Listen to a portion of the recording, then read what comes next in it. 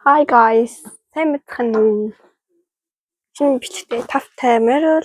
За одоохонд бол би нэг жоохон ингэ бичлэгэндээ ингэ нэг өөр янз янзын ингэ үг хэлж чагаад би ингэ жоохон үгээ бол одоохондоо нэг сонгоогүй байгаа хгүй юу. Тэгэхээр энэ юм жоохон эсрэгтэй хүлээж аваарай би нэг утгагүй гэсэн үгтэй болно.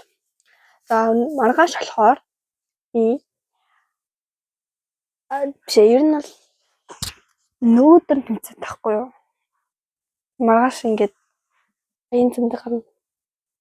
Та харин юмаа бэлтэн. Тэгээ та нар манайтай хамт байгаарай. За би бол чандамд бол ер нь юмаа хий гэж бодож байгаа. Тиймээс тэгэхээр чандамд хийх юмаа бэлтээ дараа нь ингээд хийх гэж оролдоно. За бид нар ингээд 4:30 гэж хатад орж ирчээд бүтэн 3 цаг 30 минут түгжрээд одоо бодолтой ирж байна. Би амар гоё юм хийх чи.